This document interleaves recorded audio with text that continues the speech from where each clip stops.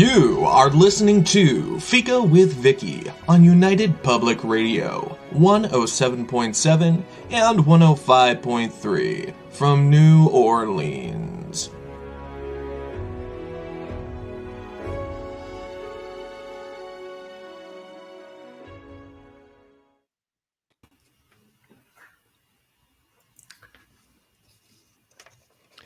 Hello, everyone, and welcome to Fika. Our guests today are John Kachuba and Jack Gagliardo. I got it right. We'll be focusing on their recently released historical fiction or historical fantasy or magical realism, The Bottle Conjuror. You will remember that John has visited us before, and we talked about his Haycorn Smith and the Castle Ghost and Dark Entry. He has his MA in creative writing, and he teaches it as well. He's also a member of the Historical Novel Society, a runner-up for the Stonerbroker Awards, and he's also an winner of many other awards. He is read. He's also won many other awards for his nonfiction books. This is Jack's first novel, which is exciting. But he has other writing and story-related experiences that I will discuss with him momentarily. But first, my review of The Bottle Conjuror. Jack Kachuba and John Kachuba and Jack Gagliardo, I knew that was going to happen, are undoubtedly book conjurers, combining a tempting ambience, intriguing characters, and a compassionate understanding of the 18th century until the story swirled around and captured me. The historical facts are woven so seamlessly into the fiction that I was left unsure of what was real and what was imagined. But I am sure that if you are fond of old dusty theaters, the shadows created by secrets, and magic, you will want to read The Bottle Conjuror. Welcome to Fika, John and Jack. Thank you. Now, we've heard John talk before. So we're going to ask Jack the first question, which is always enjoyable, John. Now, I say that you have other experiences related to writing and storytelling in many different ways. Can you fill us in a little bit about that? Well, my previous life, my career, I'm semi-retired now, was in corporate communications and broadcasting TV. I started out as a young person out of college working at a local TV station. I wrote and produced a children's show. Are you going to name it? A variety of things like that. Oh, it was Tap Daddy and the Goon. Akron, Ohio, of all places. Yeah. And from there, I went into non-broadcast television and corporate, doing everything from corporate communication videos, training programs, instructional design. We also then managed a TV studio for the corporation, and we would do national commercials as part of what we did. Mostly I would do the insert shots and work with agencies on that. And I have written a few screenplays that have never been made it all the way, but we've done that. And so I've done a lot of creative writing in that respect, plus a lot of speech writing and corporate writing too.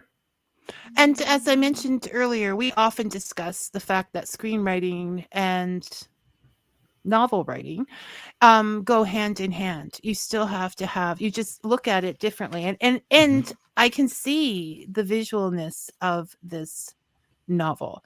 It's beautiful visually, if only in my head. Well, that's where you want to see it.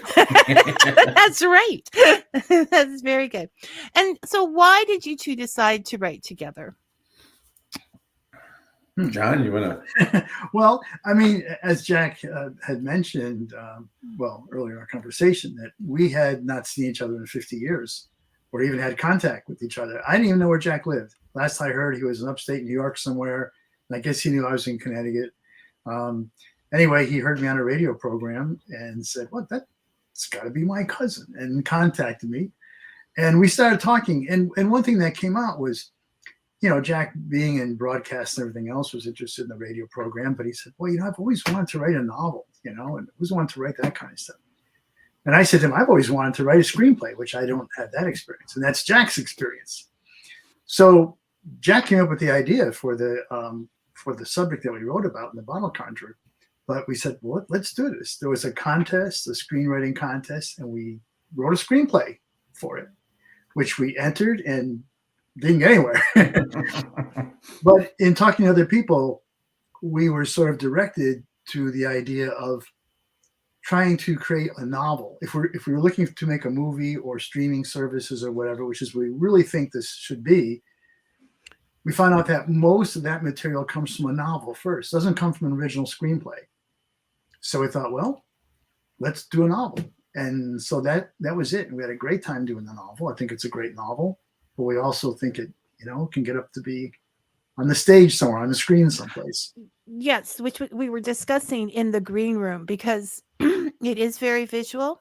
And I do think most of the great streaming or movies do come from books. I mean, growing up, my kids would always ask, was this a book? Where's the book, Mom? Where's the book for this movie? If they liked it, it was usually a book, but I can see it transferring so well to the screen.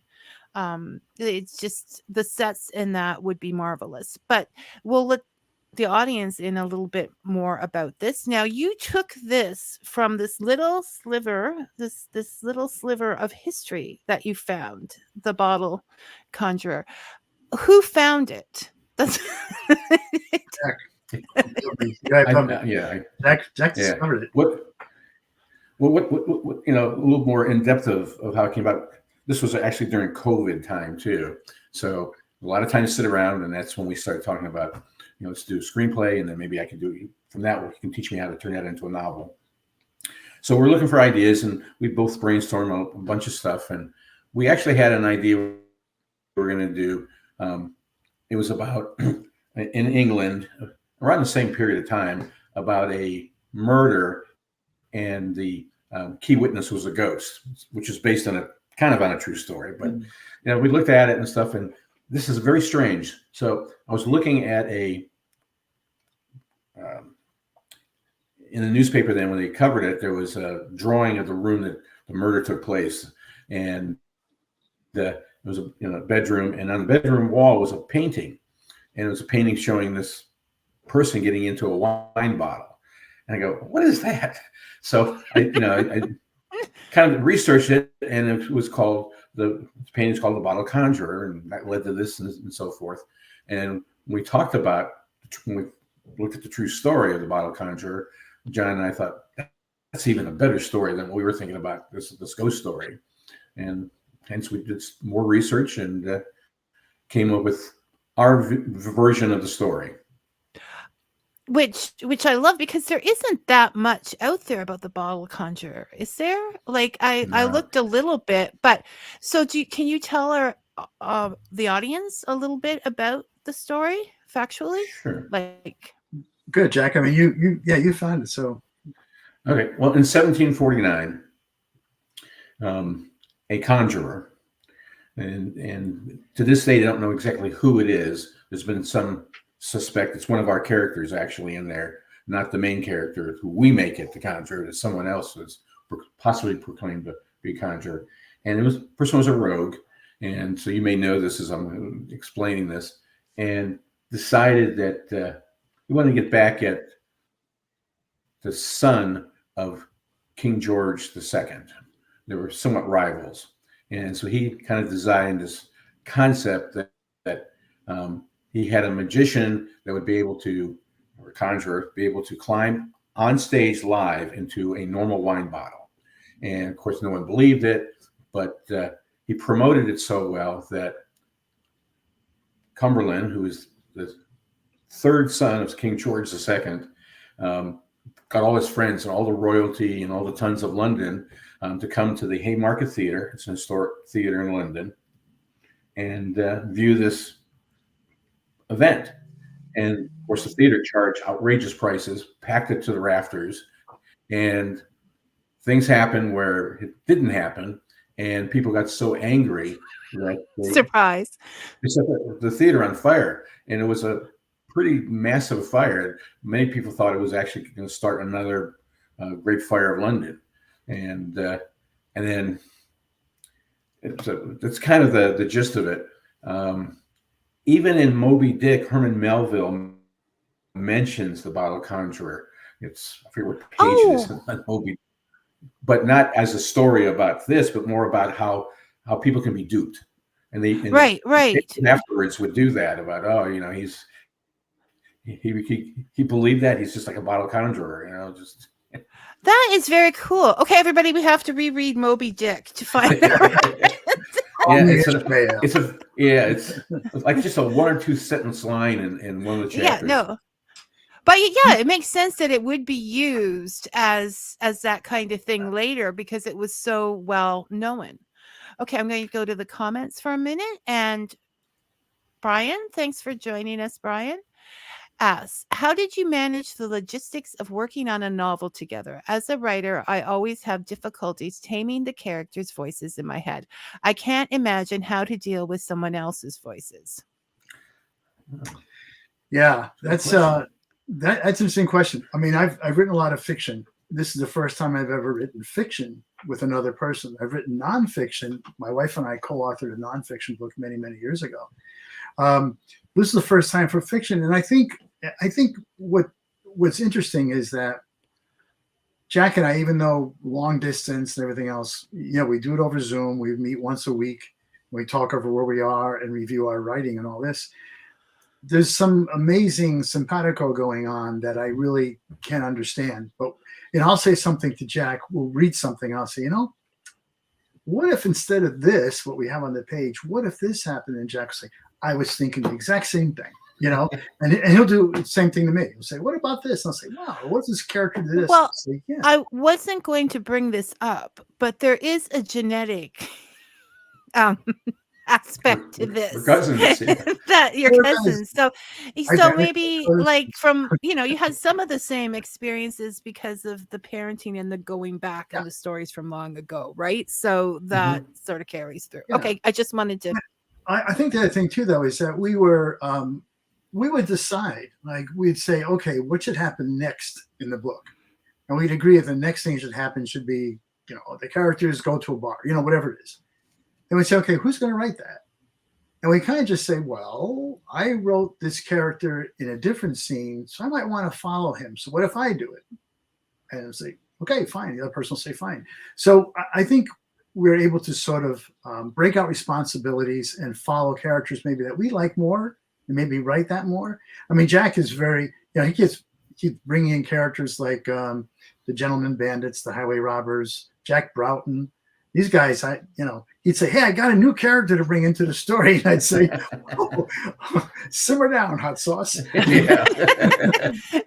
So Jack was in charge of scoundrels and rogues. Is that what you're saying? Right, yeah. Right. But so he would write those characters. I mean, Jackie probably wrote most of the Broughton stuff and the Highway Robbers, and I would probably write more of Cassandra and, some of those, Melchior and some of those characters.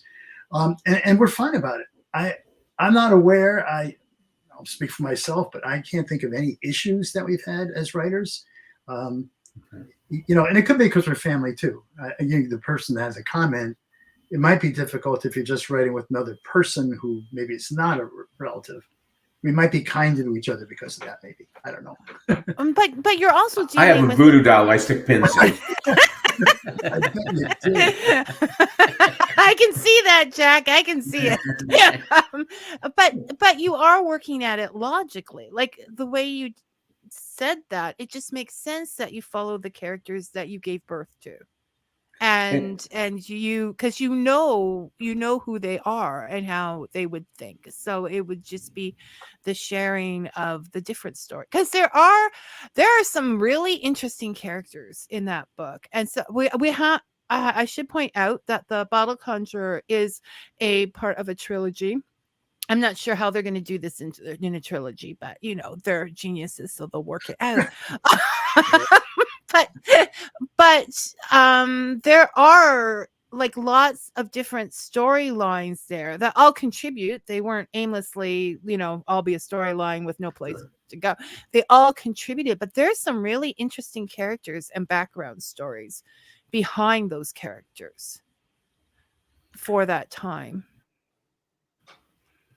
So I forgot what my question was. Well, I was going to explain, Yeah, so I'm going to talk about some of the characters briefly, but before that, to answer the gentleman's question, I think we had a technique that was kind of interesting too, is we wrote the screenplay first, and that really became the outline to the novel, and because the novel has so much more breadth to it. And what often we would do, if I wrote a scene in the movie, John then would rewrite that into the novel. If a scene that he wrote in the movie, I would rewrite that. So we kind of crossed that way so we could try to get our voices to sound alike. And then during the novel, if I finished a chapter and we're going to review it now, I wouldn't read it. John would read it out loud. So we'd listen to it together. And then I would take John's chapter that he read and I would read it out loud. So we could kind of hear our voices commingling that way. And how does this sound? So I thought that was kind of a neat way of, because it is. It's like I'm you're kind of building curious. something. A few of our friends have read it. They say they couldn't tell who wrote what chapter. No, it's very cohesive. I mean, I don't know you guys, but I would not say two people wrote that book that you look at individually, because it's very cohesive, the writing. That's a tricky thing to pull off. But yeah, I think we did it pretty well. Yeah, no, I'm getting more and more people who have written books together. It's becoming, a thing. And Brian, I just want to let you know that I already decided if I don't get this novel out there, I'm going to just hand it to you and you can finish it off. Okay, so that's the way we'll do it. So you may want to be scarce. So yeah, no, it's a really interesting thing because you have your strengths. And you're taking those two strengths and bringing it together. And if you can keep, which obviously you can, the emotional, you're not touching my rogue or whatever, it just, and that's not going to help anything. It really, really worked in this situation. Like, I commend you, because that's the big question. How do you do that and still end up on Fika smiling together? After I think that some of the characters that Jack brought in too are such interesting characters in their own right. I mean, they're real people, and you can write books on these people, and so just bringing them into our story, I think, added a lot more depth and dimension to like the whole time. Like you said, the 18th century. What was it like? There were all these different people bringing in, so it gives it a lot more dimension. It does, and so different, all of the characters, and yet coming from that same time, that same era, with the same influences, and so, I mean, that's something I wanted to talk about. You have definitely done your historical research. I know that John is into history. Are you as well, Jack? History's my favorite subject. Right. Yeah. So that is obvious in the researching. Did you did you give each other parts to research, or did you just read up a whole lot on the time period to get like individually and then? Well, if we kind of, John brings stuff in, aspects to like flavor and things. What I think is spooky about this book is sometimes everything just fell into place. For instance, one of the things we were going to, we'd be talking about, we need the characters to go to, they're gambling or they're doing something like that. And what would be a common thing, a sport event or something that, and so I did some research and found, bare knuckle boxing was very popular in this period, 1749 and so forth. And that led me to find out about this boxer, Jack Broughton, who was the bare knuckle champion of England. And what's so bizarre is at this time period, he, in the ring, which we're kind of talking a little bit about book 2, by the way, now, but in the ring, he actually, in true life, he kills his opponent in the ring. And he was so distraught that he actually wrote the rules of boxing that we still use today. He invented the boxing glove, so all kinds of things. But he was owned, because back then you had to be sponsored, basically you're owned by one of our main characters, Cumberland. It's like, how could this possibly be that? He's a fascinating character, and he was owned by. And then when things happened to Jack Broughton towards the end of his career, Cumberland just kind of tosses him to the side in real life, and it's exactly what we wanted to happen in the story. It's like, how can this be true? Yeah. Well, that's what I'm saying. Reading it, like, normally, okay, if I'm reading a fictional historical fiction, or I'm watching historical fiction, if I get frustrated without knowing what's going to happen, I will run to Google and I will go, does he live? Does he die? Like, because this is real stuff. But I never did this with this book, because it seemed like it was really happening all together. It didn't. I knew that it was based on facts, but they were irrelevant to the story. Like, I think I like your story much more than the facts. But see, this is what I'm talking about, cohesiveness. You could tell that about that boxer from book one. There were scenes that I'm trying not to give spoilers to your books. Yes, I know. Yeah. I want people to buy them. Exactly. But there's that cohesiveness right back to the first book, where there were scenes where you could sort of see that about him, that would be devastating to him as a person. Mm-hmm. So when we talk about all of these people and the violence, I just notice, like, I mean, these were not great times, the 1700s. I talk about the beautiful ambience, and I want to jump into it, but not really. So you have London at that time. I was just completely packed with people.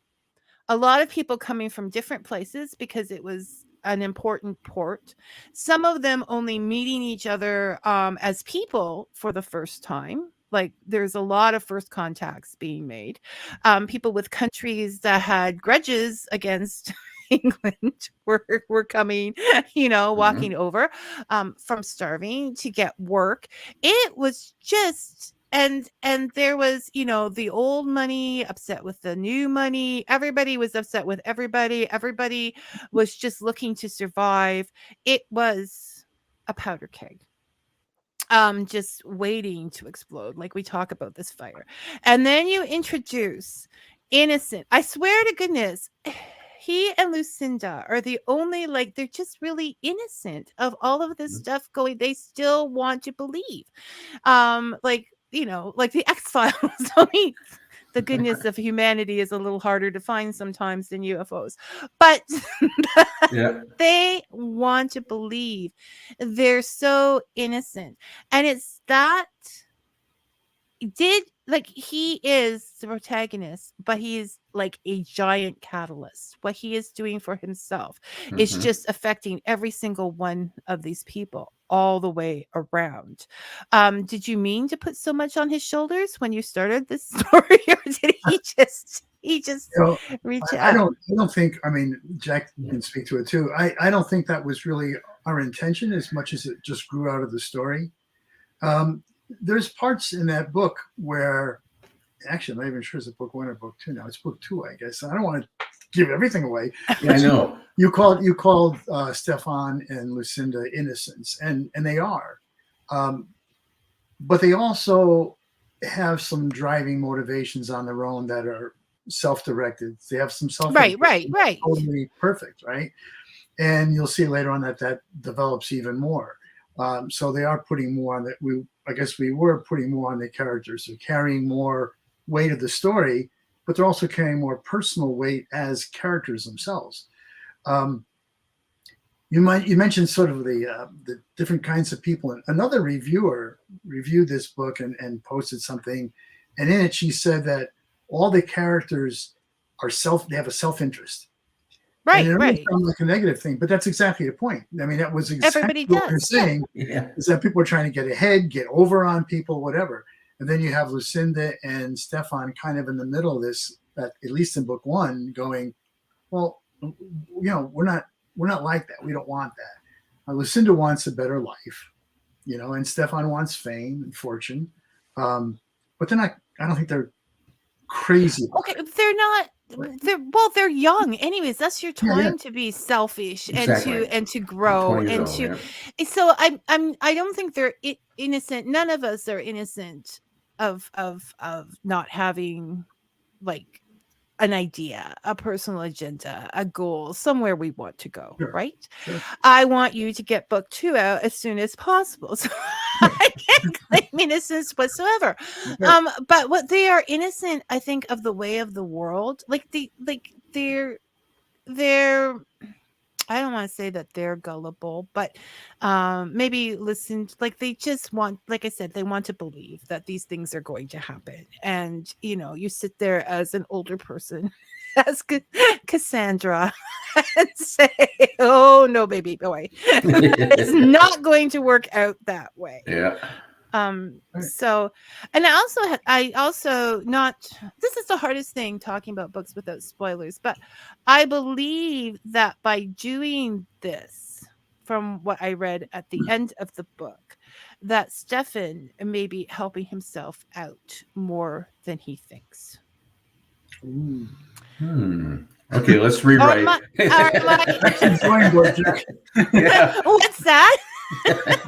It's not all over now. Yeah. It's not all over now. If it doesn't work out that way, I'm going to be thoroughly depressed. Okay. No, what you want to see almost in any novel, no matter the time or setting, you want to see some personal development. I won't really say necessarily growth, but you want to see something happen to your character, right? They have to change in some way. And usually it's finding themselves or finding something better or whatever. So I would say to your comment, Vicky, that, yeah. Okay. I'll say. Yeah. Now we better be talking about the same, or you're going to be getting. No, I will never tell an author how to write their book. But I have been known to message them in the middle of the night and say, what are you thinking? I have the power now. Why did you kill that person off? Or how could you? Or whatever. And then they laugh wickedly. So if you laugh wickedly, John, I will not. Well, read book 2. Read book 2, which you're saying could be out within a year. I'll say within a year. Oh yeah, I would think. Yeah. Well, I don't want to get people's hopes up too much, and I don't want to put too much pressure on you. So I want everybody to go out and read book 1 first. Well, yes, it just came out. Yeah. I know you're right on top of it here. Yeah. It came out on what, the 3rd or whatever. Well, I had that in planning when I booked this show. I'm like, okay, I can pick it up on the 1st or the 2nd, whatever, and get it read and get it out. And then we had a few complications, but we worked that out. Right. And so the Kindle version, the ebook is up. That's up and running. That's what you got. And the paperback and the hardcover should be up really, really soon. Now, is it on other platforms aside from Amazon? The ebook, or any of them? Like where are we going to find these books? We're still waiting on this point. I would just say go to Amazon. That's your best book. Now, if somebody's watching this program and they're a bookstore owner or librarian or something, the books are available through Ingram, which is the distributor for bookstores, so people can get those. Retail can get that way. So you can go to your local bookstore and have them order it. Yeah. Yes, and ask for it. And if enough people ask for it, then they might find their way into the store more often. And then that will boost the streaming effect. And then I can sit down at some stream at some point in time and watch this. And it better look like the visions in my head. Okay? Oh, well. I think there's only one book. Just to be clear, the paperback and the hardcover versions on Amazon should be up. We're having a little bit of technical difficulty with it, but that should be taken care of in a day or two. So, okay, all right. So yeah, you can always pick up the hard copy after picking up the the other one. Absolutely.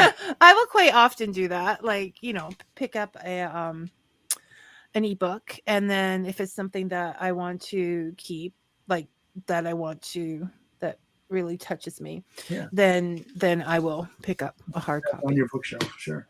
Yeah.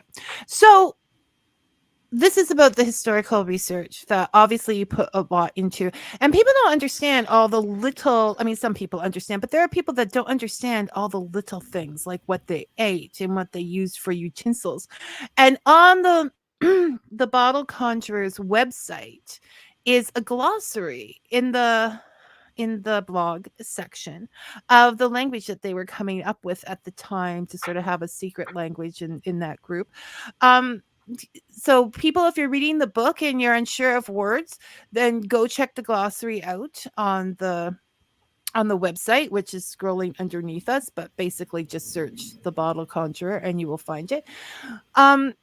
What were some of the favorite words that you found? Like the favorite. I'm going to turn this over to Jack, because every time I read one of his things, one of his characters is calling somebody a name. I go, "What did you come up with?" And I'll start laughing. He goes, "No, it's real." So Jack, I'm bad at remembering some of these things when we find it. So I'm trying to think. I'm kind of at a loss right now. Some of the words are actually from the Romani language, because they're gypsies. But the term, of course, is Romani. Well, because in a lot of historical fiction, when you're writing about the time, you use the word used then, and then when we're talking about it now, we use the word that they most want us to use. But they used a lot of horrible words back then, so it wasn't wasn't unusual. Right. So, anyways, you were. Right now I can't think. Okay, I'm sorry. I was gonna write down some, and I didn't. Please do. And okay. I'm just looking up, and I thought, because it is hard to remember all this stuff, and so you did a lot, and you looked a lot into the Romani culture, and you obviously did a lot of studying and that with the different signs and the way they were treated at the time. Yes. So, and that's when I talk about some of the compassion to understand what it would be like to be blamed for all of these things while they're happening, and to be someone of that ethnicity being in that situation. So I think you did a really, really good job of looking into that situation as well. So I know. I remember one name. Okay. Jack, the slang for British soldiers. Oh yeah. Oh. It was lobster backs, lobster backs. Yep. And those are terms that were used then. Yeah. And they all understood. They all understood what they were doing. So so looking into all this research, and knowing that this was used an example in Moby Dick, I think it's just great. What we're talking about here, and we can say this because it's in history, so this isn't a spoiler. This trick, the conjurer's bottle, is that a full-grown man would simply take a wine bottle that anybody in the audience can check, put a funnel into it, and he would somehow funnel himself into this bottle.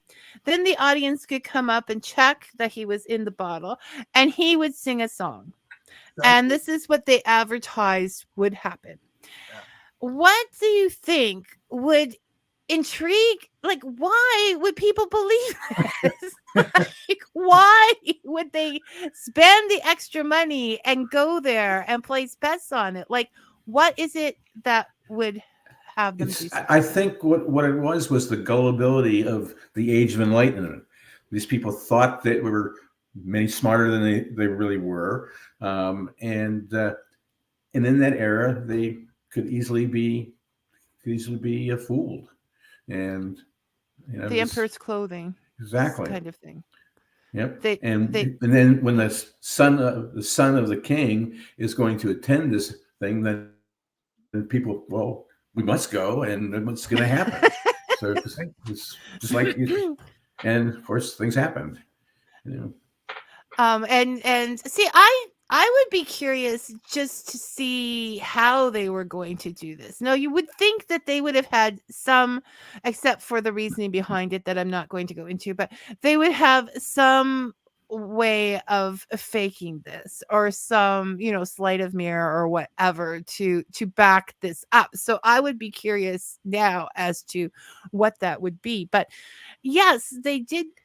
They were embracing all of these worlds as while they were still rejecting them, but they were embracing all of these worlds. And if I really know about that culture, and if I really knew this, I would understand that they're capable of doing this, right?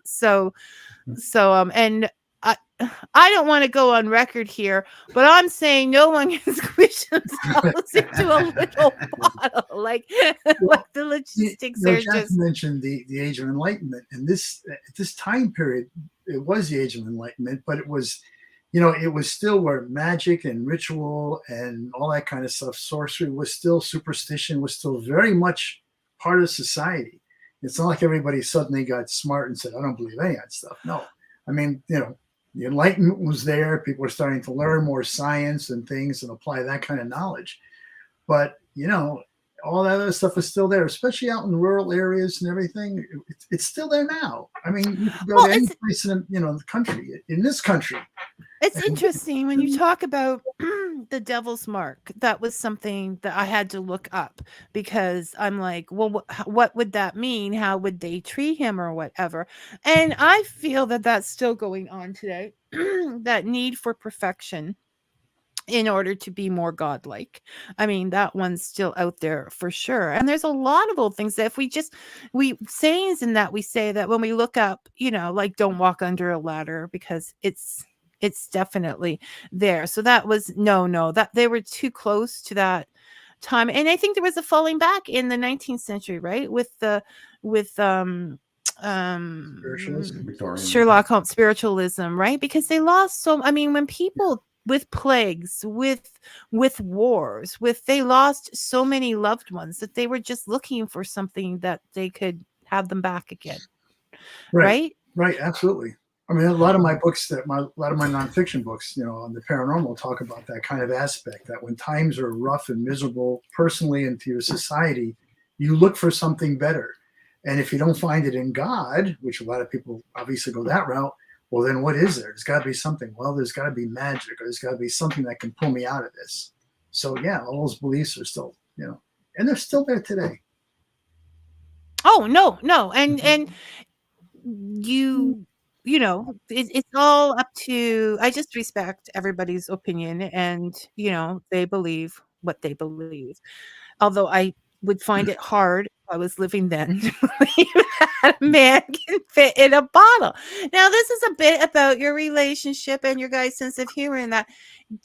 Brian would like to know, do you find that some of the historical words and phrases you encountered have worked their way into your day-to-day speech? Like, do you have pet names for each other? Like, well, when we get mad, we do some 18th century profanity with each other. We don't. But that didn't show up in the book.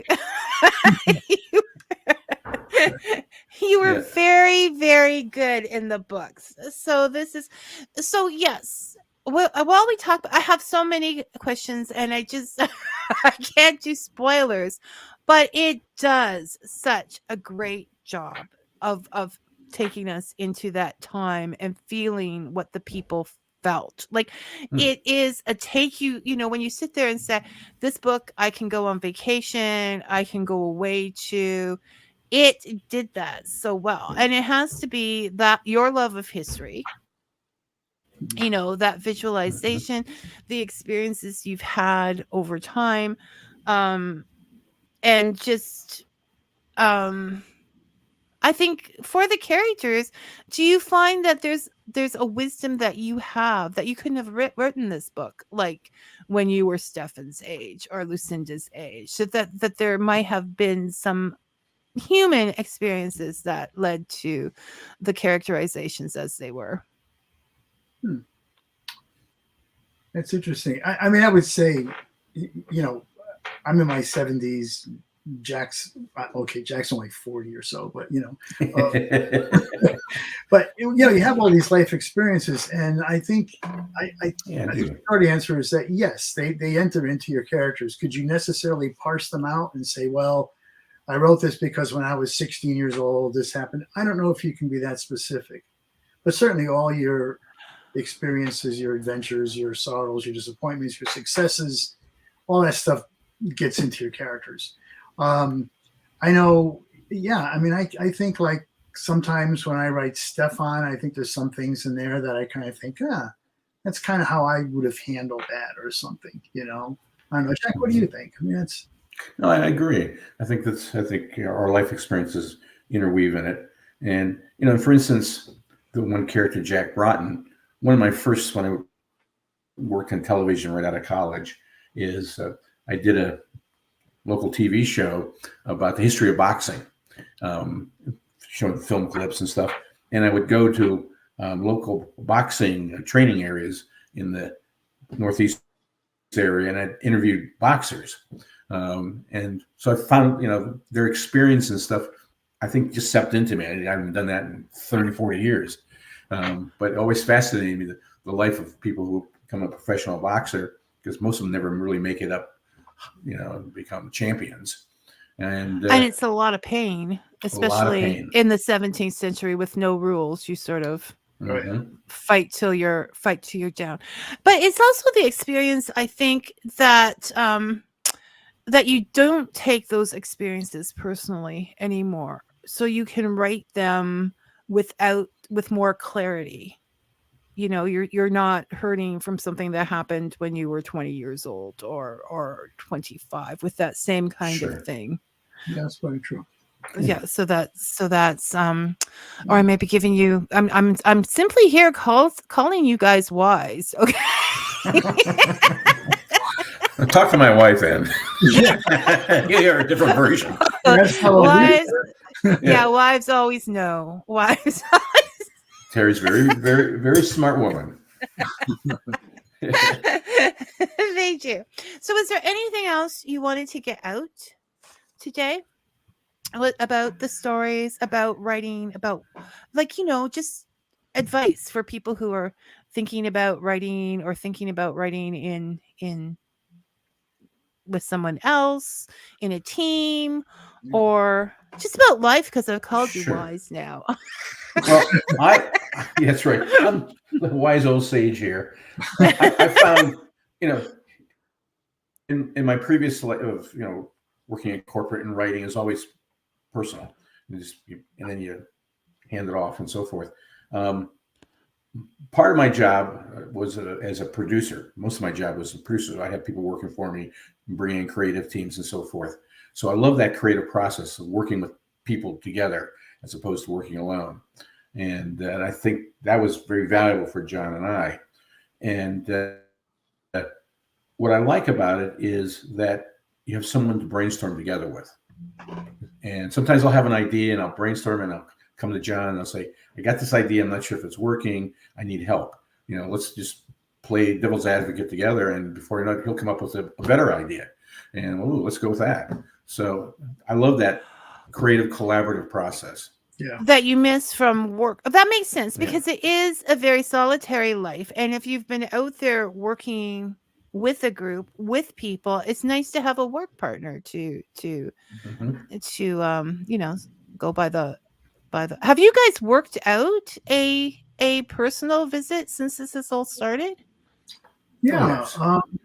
I came out to Vegas twice, maybe, or over the years. Yeah. Came out to visit. Yeah. So the wives got to know each other and everything else too. Oh, good. That makes me happy. That goes with the book. Good. I'm trying to work this out, and you guys are just like way too efficient answering questions. So I'm like, okay, what can I talk about? That's I have a ton of questions, but I don't want to. Well, I don't want to to so this was very much did you do a lot of plotting before? Are you pantsers? Like when you were doing the screenwriting, did you know where you were going with that? And did you just Well, the interesting is we had the beginning early on. We said, this is how we want this thing to start. And we know that, it's based on this true story. So obviously facts were already outlined for us, but we didn't know how we were going to end it. We knew what the last image was going to be. That was something right in the beginning. So we want to start here. How about this to end it with this image? And we go, great. But it was a month before we actually finished the first draft that we said, we didn't know who was in the bottle. No, we didn't. Vicky knows. Yeah. I mean, I'll tell you, even to be honest, even going into the second book, Right. we're still thinking, is there anybody who's But yeah, I'm not sure that it's oh, go ahead. No, I'd say I don't think we're detailed plotters. Jack probably outlines and plots probably more than I do. But even then, I think it's flexible. Wouldn't you say, Jack? I mean, we'll talk about it and they'll say, well, that's quite, what if we did this thing? Or what if we, so we're still going back and forth and respecting each other's points of view and going with whatever we think is the best for the story, best to tell the story. Right, the story comes first before your egos. But I've never been a detailed plotter or outliner, which is not necessarily a good thing. I mean, it's worked for me, but every writer does things differently, I like the outline.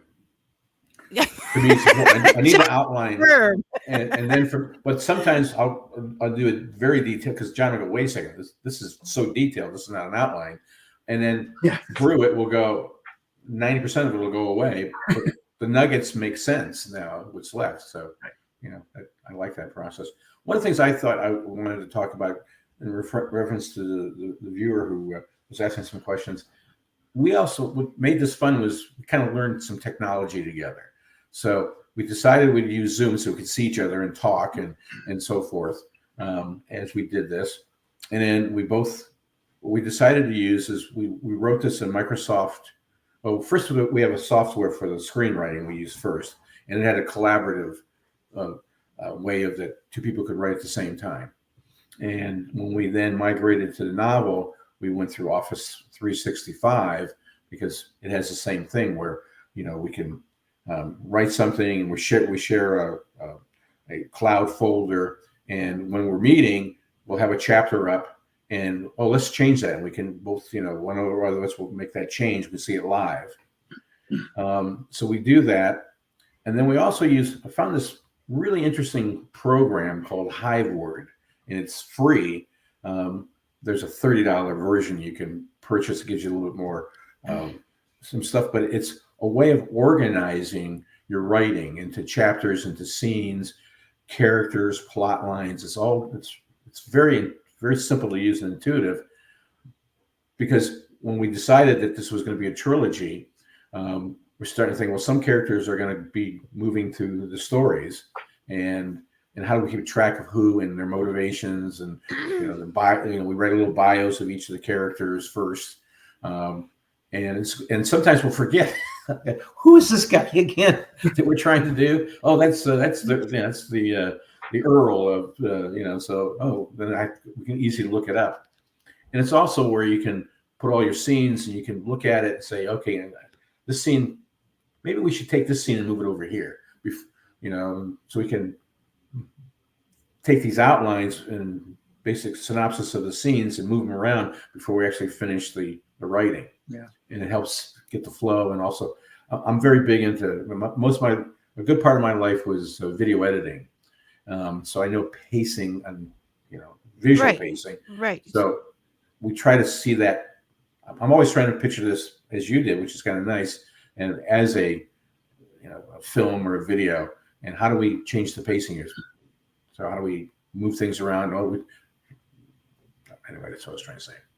No, and that's right up Brian's alley. I'm surprised he has asked I've been waiting. Brian asked, "How do you keep track of all these details?" I left that question off because he's into programs and things like that. So, and it's important to writers out there because it does get confusing. I just want to say hi, Tamara. Thanks for joining us. So when we started this, I said, "Why did you write together?" And it was like, well, it was like the Reese's cup things. Like, I want to be a writer. I want to be a screenwriter. You know, it's sort of got. Did the experience turn out as well as you thought? Would you still like to write novels? Would you still like to write screenwriters? Be a screenwriter, or all of this is going together, starting with the novel on? Like, have you found this experience to be? Would you do it again for another trilogy?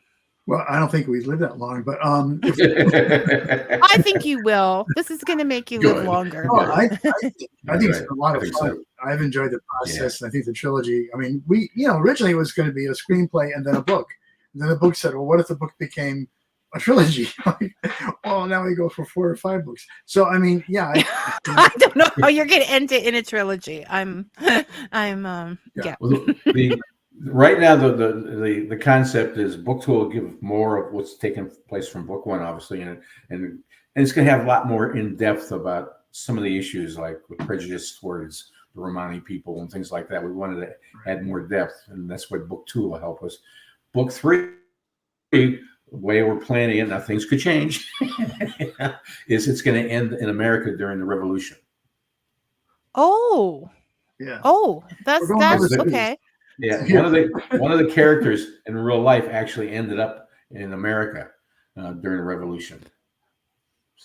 So okay, this gives Vicky a lot to think about. One of the characters, Not going to say who. I know, but I'm going to think about it. See, Brian's back with, given the cloud-based sharing, how did you manage revision control? That is maintaining a history of changes just in case. I guess we didn't really, right? I mean, we make changes in HiveWord and hope that it doesn't crash on us. Or I guess if he's asking just about a backup, we don't really have. I don't think. Well, I mean, it is in the cloud, so that's pretty safe. Yeah. And I do backup chapters on my I got a portable drive. I back things up on. Oh, okay. But try not to. Yeah, I do that. John just goes by faith. Now we have to ask how John can write an entire novel without backing it up. I've done that. Wow, yeah, I've done that. Okay. Talk about innocence. Did you learn your lesson? No. No. Good thing you found Jack. Okay. But to take care of your question, the one thing that I know that Jack and I would still like to do is we'd like to either we write a screenplay for somebody that says, "Hey, we want to put it on Netflix or Amazon Prime or something, or in the theater," or else, somebody wants to buy it and let them do it. But we would love to see it again somewhere visually, because I do. It is so visual. It is. It is. It has everything that, like, if you're into mystical, magical, shadows, like even you guys, I agree with your tarot readings. I am tired. Your tarot meetings. I'm tired of reading books and seeing shows where they'll say this means that, and I'm like, no, it doesn't. What are you talking about? So I was like, oh, good. You did very good. Brian is saying, no backups, be afraid, be very afraid. Now I won't sleep tonight thinking that John wasn't backing up as well. Oh boy. And the thing is, I've got a remote hard drive too. So what's so this is one of those so this is one of those things where everybody thinks everybody's doing it and then it's not done. Brian comes up with an interesting idea. What if, when you're talking visual, would you guys consider a graphic novel? Oh, wow. I hadn't thought about that. I never thought about that. It's funny because I've reviewed some, I do some book reviewing myself for Historical Novel Society, and I've done several graphic novels for them, review them. I like them. I mean, I think they're interesting. Boy, that's an interesting thought. Yeah. I mean, neither one of us are well, I'll speak for myself. Jack, I don't know. We're not really. Are you an illustrator? I'm not really. No, I can't draw. No, you would have to get a third person Oh involved. yeah, a third, a triumvirate. Then you're gonna have everybody around the water thing. It's gonna be like an entire group happening. I wish I could draw. I'll tell you, that's not a bad idea. And I know a lot of graphic novel publishers through Horror Writers Association that might be interested in picking up a fantasy. Huh.